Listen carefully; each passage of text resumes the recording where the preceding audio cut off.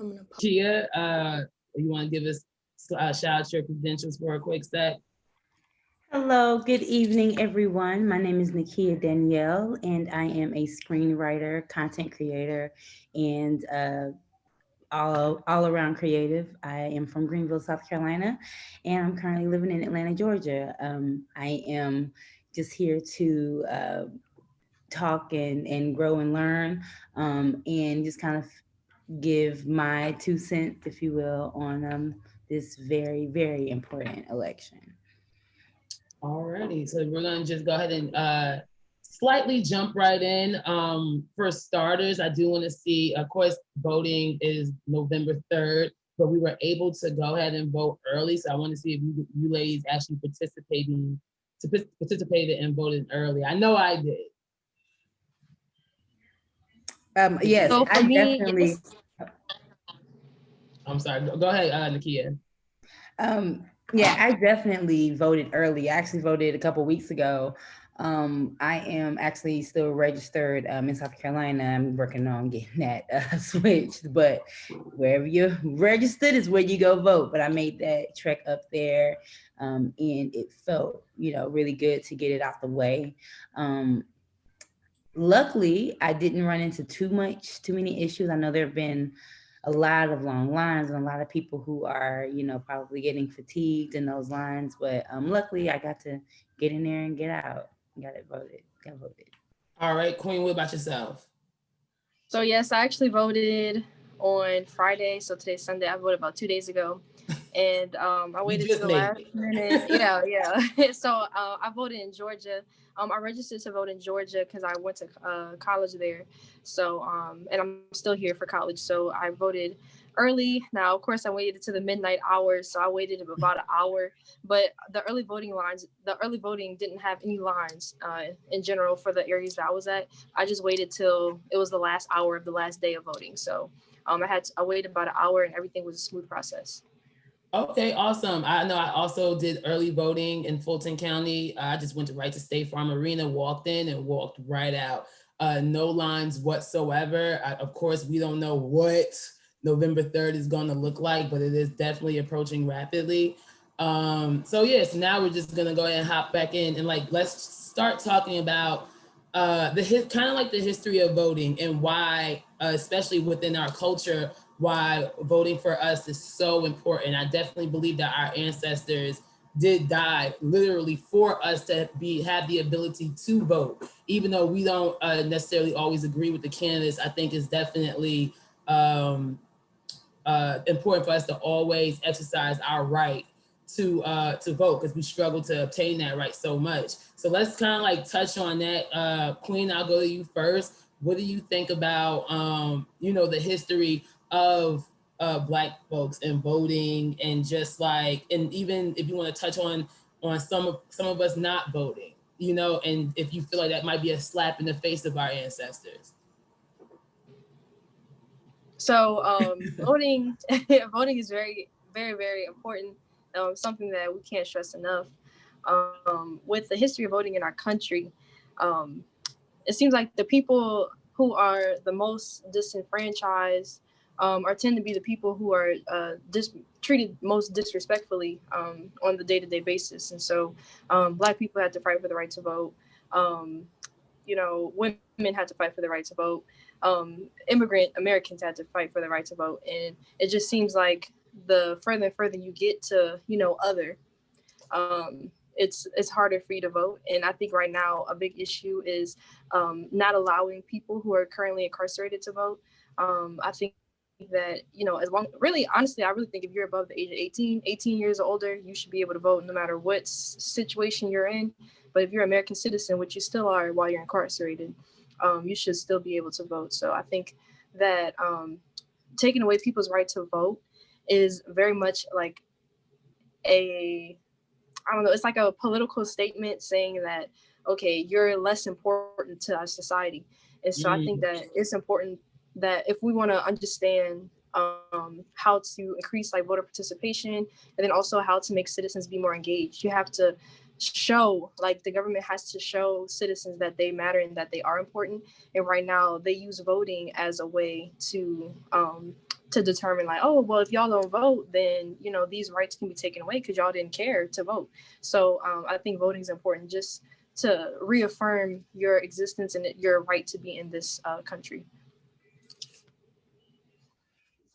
Forgot to unmute myself, but thank you for that, Queen. I think that was definitely a valid point, especially bringing up felons. Like, even if you're incarcerated or even if you're not incarcerated, if you just have a felony, you still can't vote. And I think that definitely says a lot about our country and our democracy. Nakia, what do you think? I definitely agree with everything that Queen was saying, has said on the history of voting. I think for me, I think definitely having a connection to voting is important, because we know that not only did our ancestors die for the right for us to vote, they also went out to vote, even though they had every odd against them to vote. I think that for the ladies and gentlemen that had to do ridiculous things like guess the amount of jelly beans in a jar, you know, still persevered through all of that to still fight for the right to vote. And then they went out and actually voted.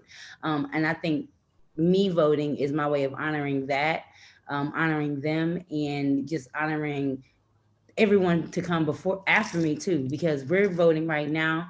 We're voting on things right now that are going to affect us in the future and our children. So it's definitely a very important thing to me to vote. I think that Black people in this country consistently show out to the polls. I think that there are definitely people who don't vote. There are definitely people who I think could vote more. But I think to us, that's something that we know very personally how important it is to vote. Right, especially touching on what you said about the counting the jelly beans and things of that sort.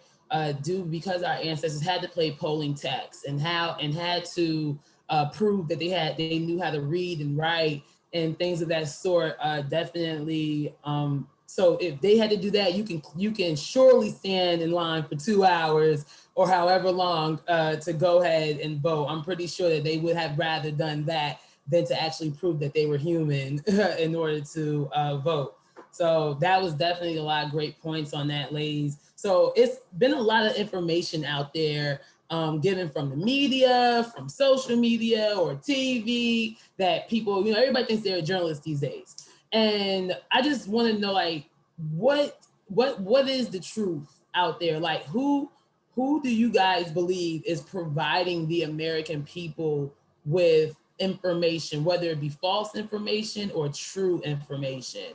Like, not only do who you believe who are providing the American people that, but where do you think the most false information lies? Either one. So there you go. Well, I think for a lot of people, myself included, a lot of us get our information wrong and right from social media. And there's a really good documentary out called The Social Dilemma. I don't know if y'all have seen it, but if you haven't, definitely check it out.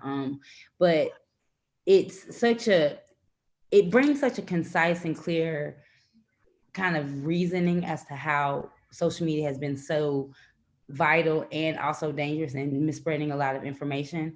I think that we have really short attention spans now, and people want the information quick, and they don't do the research that they should to go deeper and learn more. But I do want to say that I have been seeing some strides on I don't know about Facebook, but Twitter. If you go to any representative, any person and any like government official that's running for Senate, like high up government officials, they now have a fact check. So every time they tweet and they're talking about policy, any type of change, voting, election things that are relevant to this election, they are giving factual information from .gov type sites and sources. So for me, I tend to get my information to fact check on a .gov, any government site. I tend to listen to the CDC, even though we know we get conflicting reports, but it's always changing.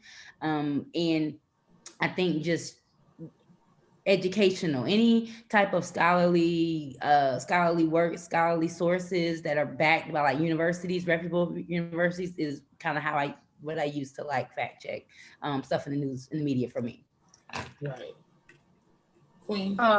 For me, one thing that I use, so I would have voted earlier, but I didn't do my research on the Georgia candidates. I did my research for the Louisiana candidates so I can help talk to my family about the people who I think would be best for them to vote for back home. But for me, I usually use Ballotpedia is one that I use, .org. I use that one because they generally have the candidates for all the smaller people too, like, public commissioner, people who are not as like in the spotlight. Right. And they usually do a good job of like collecting at least the names and a lot of times the actual candidates campaign website. So for me, I'll search up who are the candidates. I'll search up or Google their name, and then I'll click on the campaign website because I want to know what does the candidate want me to know. And one thing that I found that I don't like for Louisiana candidates, for this election and the 2016 election, and also midterm elections that I've seen in local elections too, if they have campaign websites, a lot of like I've seen some candidates where it's like I've seen more professional websites made by like college students running for SGA president. Like I just Wow. some of the websites are just like it's funny to see like people are running for professional positions and then like their pages may say, oh, I'm a proud American, and I remember this one candidate from Louisiana. His introduction to his candidacy page was like, I have a Mexican friend, so I'm not, anti-immigration or something, something along the lines. And I was like, wow, I'm just appalled that this is what you think voters want to hear. And so for me, I look at the candidates to see. Now for Georgia, what I've noticed this election, the candidates, some of the candidates like for U.S. Senate, for Georgia Senate, they had like when you go on a candidate's page and you look at the issues, it won't just say the values, because I've seen that in Louisiana they'll just tell you to like, oh, I value this, I value this. It's not telling you how you're going to change that to policy. I think policy needs to be discussed way more than it is, because we can have the same values, but like what's the actionable thing? Right. So I've seen in this current election candidates actually putting like a PDF or something of what policies that they would like to implement during their term. And I think that's a lot better. So, we can have the same values, but what is the policy that you want? And I think that's an easy way to have like a good gauge of the candidate instead of it just being like from a debate. Because usually in debates, if you watch a debate, it's usually just, I don't know, it's like reality TV, or it's like now 2020 absolutely is. Yeah, it's not good to actually get to the nitty gritty. But the things that I think the most important thing a candidate can do is what values do they like what kind of values do they emulate, like what do they care about in general from in the public eye, and then also what policy do they want to do. So that's the most important thing. Candidates are here to make policy to happen, so that's the most important thing. So I just go directly to the campaign websites of each person to see that. Right, and I think that's awesome. It's basically touching on us having to do our homework when coming to vote and things of that sort. Now, this is a presidential election. We know it happens every 4 years, but what is also important is doing, which I'm not sure if it happens in all states or maybe states that just have Senate seats open, but like Georgia, we have Senate seats open, and there are also candidates running for Senate as well. And this goes back to Queen when she said doing your homework and things of that sort. And it may be a lot of things when we go to vote that we don't understand, that we're confused about, like codes and things like that. This completely looks French to me. I have no idea what you mean. I'm just gonna click yes, but you don't know what you're clicking on. So what's like the best way to, and I think you kind of touched on it a little bit, Queen, as far as, and also you, Nakia, when you said you just click on the fact check when you see things on social media. So do you guys think that's the best way for people who do have a lack of education? I know I had to do my homework before I went to go and vote. So are those ways the best ways people can like figure out what do these codes on these ballots mean? Who are these people? Who am I voting for? Like, what am I doing? Like is so for someone who's like just completely oblivious to the voting process, once you stand in front of that ballot, are those the two best ways to educate yourself, which you guys mentioned prior? I think whatever information method works best for you, I think people should gravitate towards, but also use it as like in conjunction with something else. Go have a couple of sources to just kind of make sure that don't just run with one site and say, okay, well, this is what's going on, unless it's hard factual documents and numbers that are irrefutable. But I think for me personally, I like to have my information broken down into bite-sized digestible chunks because I'm always doing something. Honestly, we're always on the go, we're always working on something. And sometimes when you do have those moments while you're getting coffee or, while you're grabbing a bite to eat, you do want short form media that wraps it up kind of nicely for you. Some sites that I go to, Politico, Vox, reading just what's on there. I think if in Google is definitely your friend.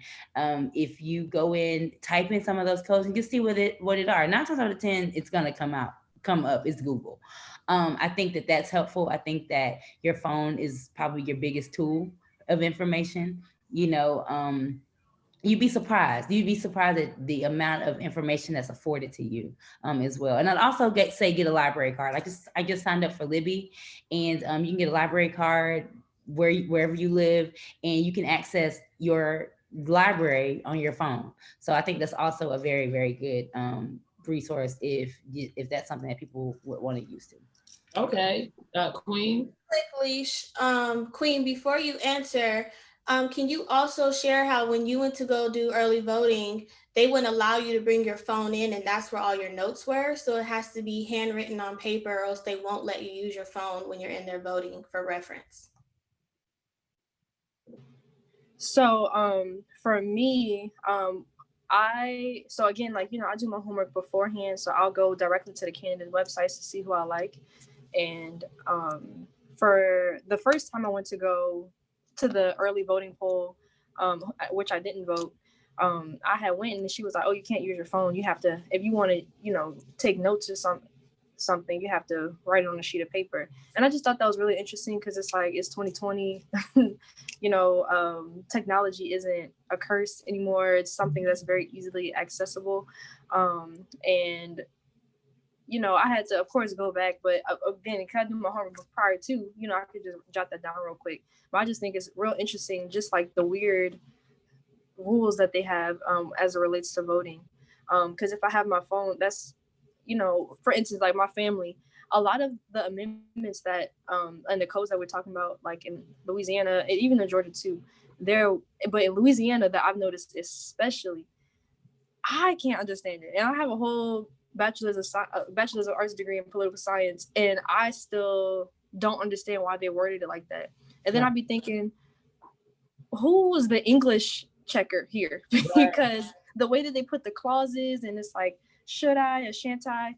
It makes me think that, well, actually, it's clear. It's a way it's voter manipulation, and I'm gonna tell you why. We're going to get to that. Well, okay. Well, I'll save that point. I got to bring that up. For the education part, for the codes, what I did, I of course searched just the ballot, and I've found the most useful third party news things. So the one that I use for Louisiana is called the Current Louisiana. And they explain each amendment, like constitutional amendment. And what I like about it, they'll tell you, if you vote yes, this is generally what they'll say. And then what I also like is like, so for the first one, well, I'm just gonna we had one with like property taxes for oil in Louisiana. And so they say if you vote yes, these, you know, people who are pro like something usually will vote yes, and then this is what this amendment would do. People who oppose this would vote no, and this is what thou do. And so I like it because it breaks down each amendment, and so it'll say the exact wording and then the interpretation. Now the issue that I have with that is that it describes it as an oversimplified guide to the amendments, but I think that, you know, words are everything. So it's oversimplified makes me feel like, oh, well, I can't understand the word. No, these words are meant to be understood by the average person. It's not even for me, not even for a person who's well educated or whatever. So it's not an oversimplified guide. It's a universal guide. That's two different things. And saying it's universal means that I want to make sure everybody's doing it. And if we're in a democracy, everything should be universal. And don't say it's oversimplified, because then that's like a derogatory framework. So for the codes and amendments that we have on the election ballots, it's so important for them to be worded in a universal way. So I can clearly, as a voter, I can clearly tell you whether or not I support this amendment. If you put it in confusing terms, then I can't exercise my full right to vote and my full right to practice democracy, because I'm confused based off of the words that y'all intentionally chose to word like that. There's no way that y'all couldn't be more clear. We all went to you know, K through 12 education, so there's no reason for it to be confusing as it is. Exactly. It's kind of written in like that Shakespeare, you know, it's that Shakespeare like language.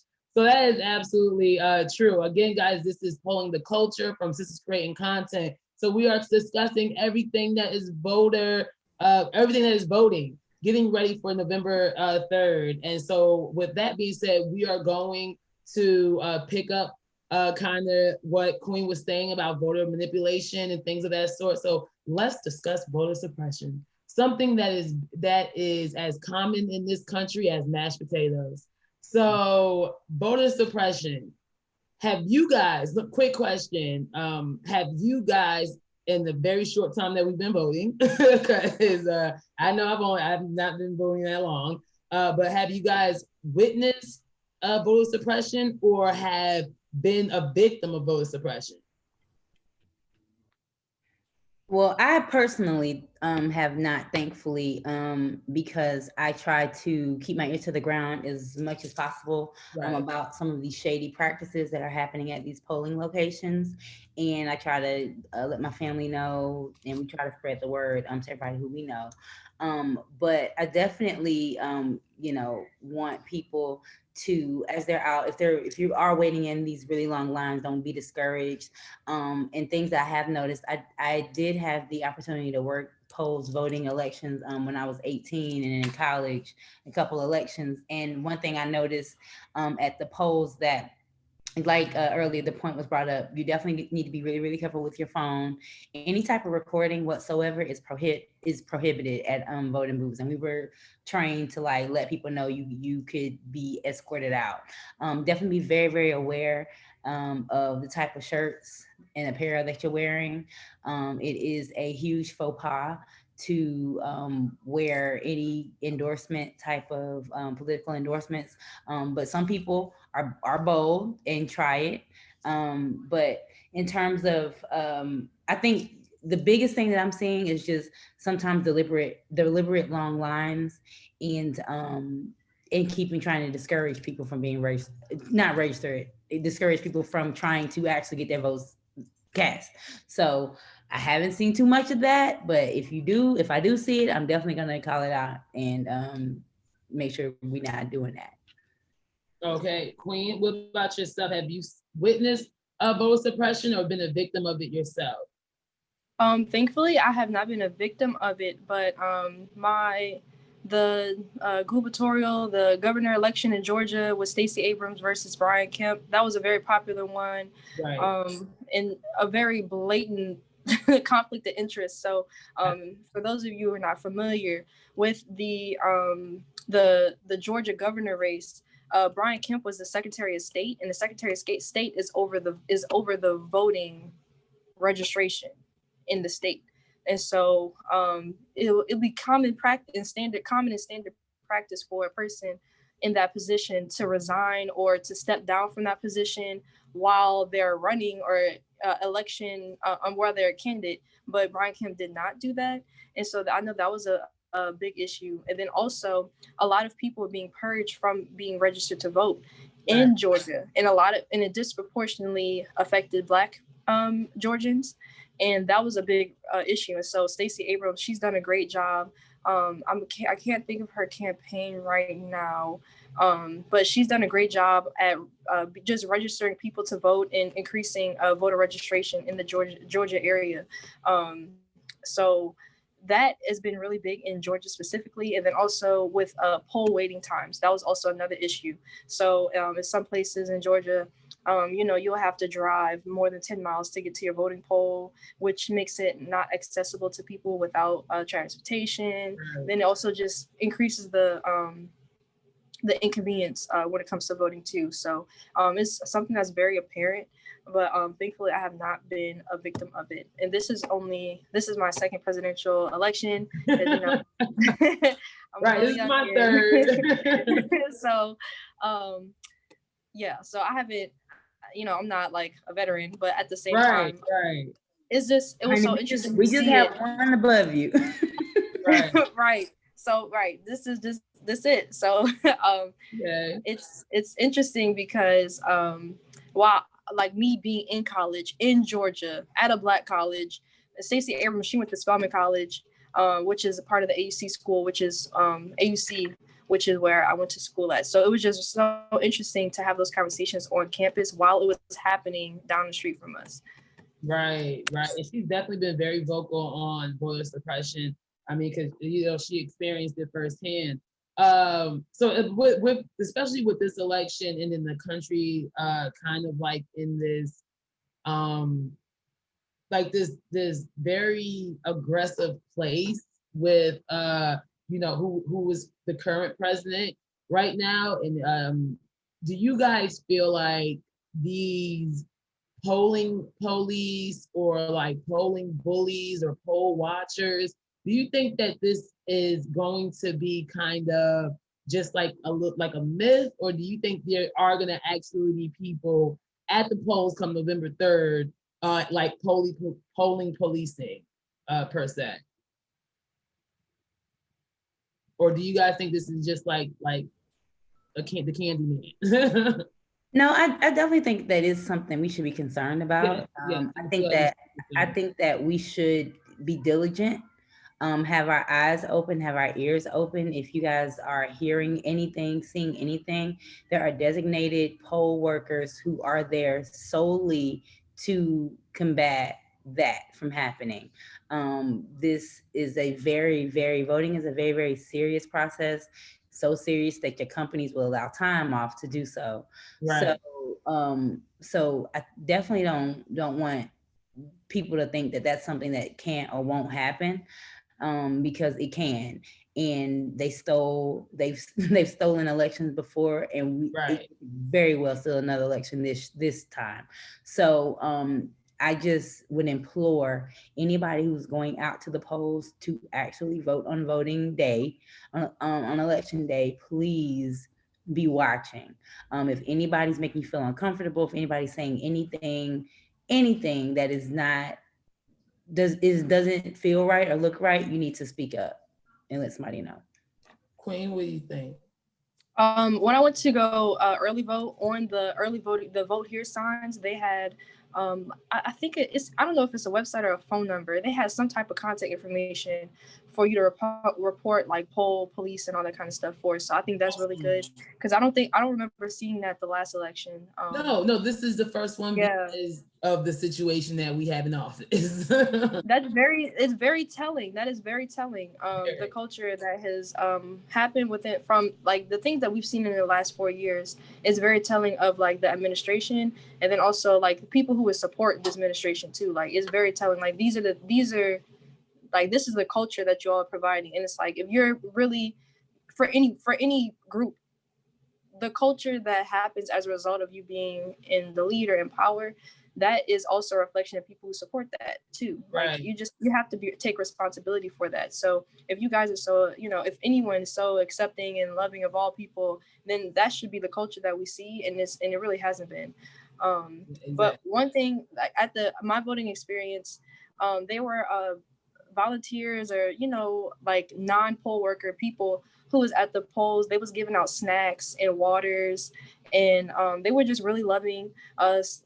People was promoting like their like businesses, giving out free samples of stuff. So I thought that was really happy. Like I felt like that was the most American thing I've seen. Like we always talk about like American, right, but I think that was really nice. Yeah, right. I think if anything, that was very nice because, the snacks were given to anyone. It wasn't, oh, who you vote for, here's a snack. It was like, does anyone want a snack? Does anyone need a water? And, we were waiting there for hours. So it's very likely that people need some. That's the kind of culture that I want to see. And I was really happy to see that at my early voting location. I'm happy you got to experience that because the state that we in, we need kindness is very much so welcome. And just to touch on a little bit, a tad bit more about voter suppression, I just want, like, especially our culture to really, like, let this sink in. Voter suppression exists for a reason. Do not think that your vote does not count. Do not let these people make you feel like your vote does not count. If your vote didn't count, voter suppression would not exist. So let that, like, literally let that sink in because it's real. And everyone's vote count, everybody's vote count, because if it didn't, they wouldn't try to fight so hard to take it away from you. So please vote and do not let somebody convince you that you stand in line for an hour, 2 hours is no reason your vote's not gonna count. That's not real. It's a lie. So please vote. So to keep moving on the track of voting, what do you guys think at this particular election that we have with these two candidates? At this point, are we voting for policy or are we voting to just get someone out of office? What are we doing? Like, because it's been a lot of like conversation going on as far as, I'm gonna bring that up in shortly, but what do you guys think right now? Are we voting for policy or are we voting to just remove the hatred from the country and the office? Well, I would like to comment on that. And also and actually tied it in with voter suppression too. So in a democracy is for the people. Like it's, right. We make decisions based off of the people's thing. And so things that prevent you from that, obviously voter registration, that can be voter suppression in a way. Cause if there's any barriers, like let's say I turn in my vote late, why can't I register on the same day I vote? It's stuff like that. That's a form of voter suppression, and people don't always associate that together. Right. And then also for all the campaign websites I've seen, most of them was, if it's an incumbent candidate, so a person who's already in that position, so like they're already the senator for the state, and then there's election to that invites like other people as well. So it's always, we need to get this person out of office. That's on most people's campaign website. Right. And from the federal all the way to the state, all the way to the local thing. But also another thing of voter suppression is like this party system that we have. So we have mainly a 2-party system, Democrat, Republican, and then, there's other parties like, independent, then Green Party, all of that kind of stuff. That I frame it as voter suppression as well. I know in Louisiana, if I'm not registered as a Republican or a Democrat, I cannot vote in a primary for a Democrat or a Republican candidate. Oh, wow. As a voter in the primaries, as a voter, period, I should be able to vote for whoever is running for candidate. It don't matter the party. It shouldn't matter the party. I should be able, if I'm a Democrat, I should be able to vote for a Republican candidate without being under that ticket, and vice versa. If a Republican is wanted to vote, they should vote for a Democratic Party. But it's stuff like that. That's voter suppression too, because you're controlling how people are voting. All of that goes under that same umbrella. So when you are pitting people against each other, so you have to be Democrat or Republican, and there's not room, there's not room for anything else like this, what they call a binary, that's 2. So it's like, it's me versus you. When you're doing that, it's more about getting people out versus getting these policies out. And then people associate certain policies with the party. So it's like, oh, we need to get them out because they're anti this or they're pro this and all those things. So I think that we're voting people out because it's easier to see people than the policy. Right. It's so much easier. So in general, yes, we're voting people out, and we should be voting policy out. Like, as long as people are not getting something they need, the policies need to change. But we don't have that framework as a culture because it's harder to see that because the people, oh, it's their fault or there's whatever reasons. So I really do think that we have a culture of voting people out. And even myself, I've seen myself falling like victim to that. But like since the last election, I said, nah, like these policies are important to me and you don't support them, and that's literally like threatening to my life and my personal choices.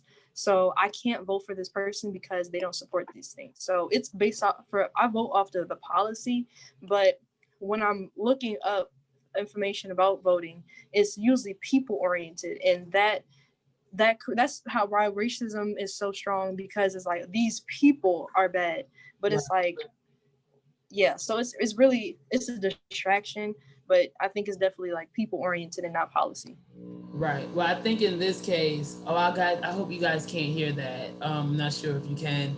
But I definitely think in this situation is probably people in policy. Nakia, do you want to touch on that real quickly? We don't have that much time. I got a couple more things I want to get to. No, you guys, we can keep going. All I was gonna say was that I definitely think that in a way we're voting. I think we're voting for both. I think that it's just a conundrum that we are in as voters because you don't want to say lesser of two evils. I hate the term only because you have to see the real evil here. I think that nuance and all of that gets lost in translation, but I want us to be voting for both, for policy and making sure the person has integrity too, because we know what not having integrity in the White House looks like, and it's girl, do we not? That's Okay. all I got on that.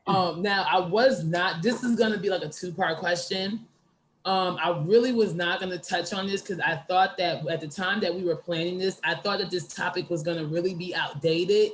But lo and behold, we've had another, someone else come forth and endorse the current president that is in office.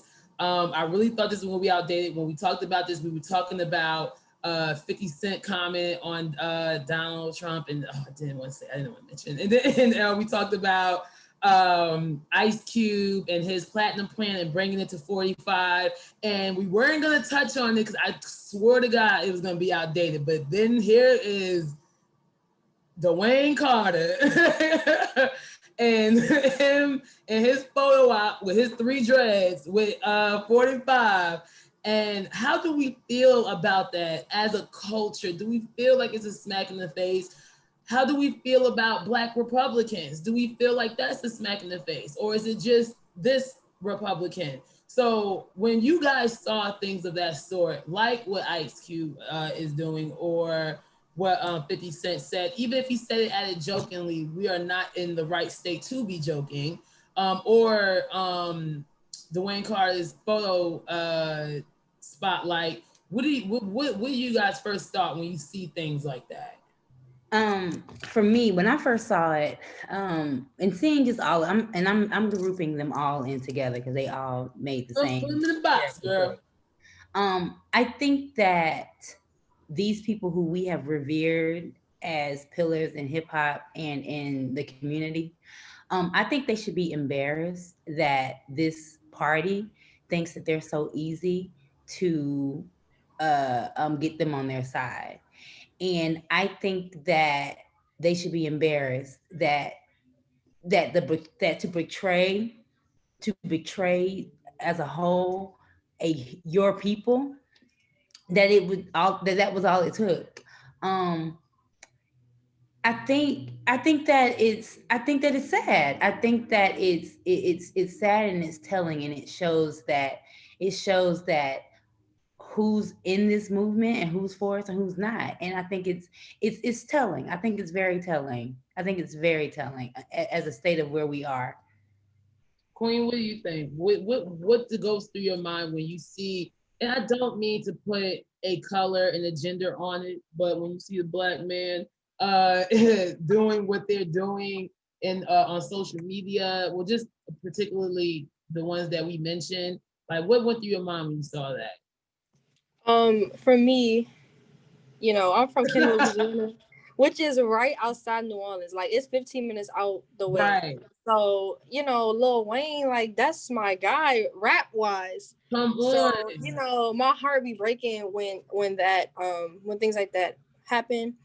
But I think just more importantly, just Black people's particular relationship with celebrities and celebrity opinions is very interesting. And it's also like I've seen, I mean, that's a whole nother conversation discussing like some of the ways in which people have tried to appeal to the Black vote by getting rappers to say, oh, you should go vote.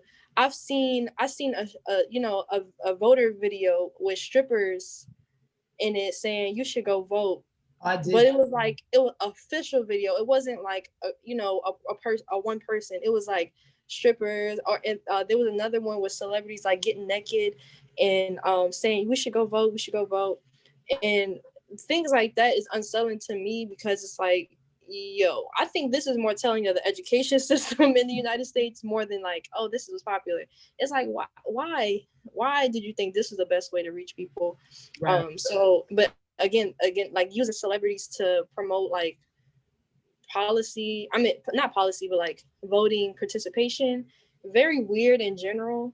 But people like Ice Cube and 50 Cent, it's just very interesting. So I know for me, I had went to this all white high school back home in Louisiana, and most of the people was Republican, frankly.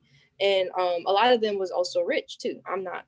A lot of them was also rich, and so I seen that it was also common for like a Black person, if they were Republican, they usually were Republican and they had a lot of money, and they were Republican for the tax reason.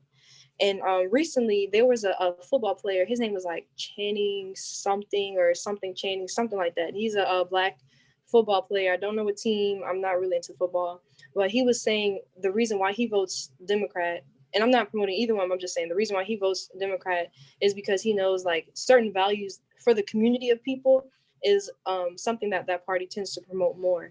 And he says that for him to just be Republican for the taxes, because he said a lot of his peers, like his Black peers who are in the entertainment industry, such as sports or music entertainment, they would go Republican, just like 50 Cent and Lil Wayne. They would go Republican so they can have more money. But he said the people he grew up with, the people who he was side by side with, they'll never see as much money as he will. He said when President Obama was in office and he was taxed like, I want to say like 37%, he said his check was like $685,000.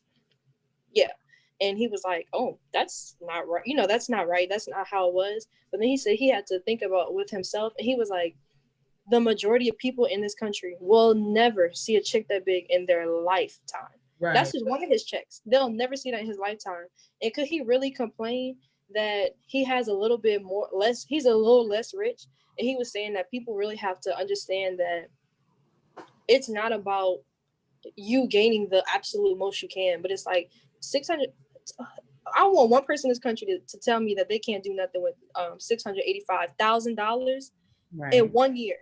Right. In 1 year. Some people don't see that in 10 years. At all.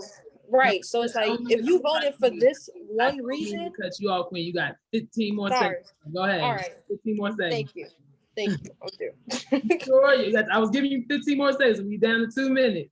Yeah. So people just shouldn't be selfish in that instance. So I wanted you to get that. I knew you was going to end it with that selfish. Like, stop thinking about yourself. But we are coming to the end. We're at the 2-minute mark. I just want to ask you ladies one last question to sum it up. This was Sisters Creating Content, Polling the Culture. So everything that is voting, sum it up for me in 30 seconds. I'm going to start with you, Nakia. Why is voting important? And then give me one more. You said this website earlier, but just give me one more website where we can go to before November 3rd so we can do some research on on voting and the people who we are voting for. Go. Okay, so first, go to politico.com.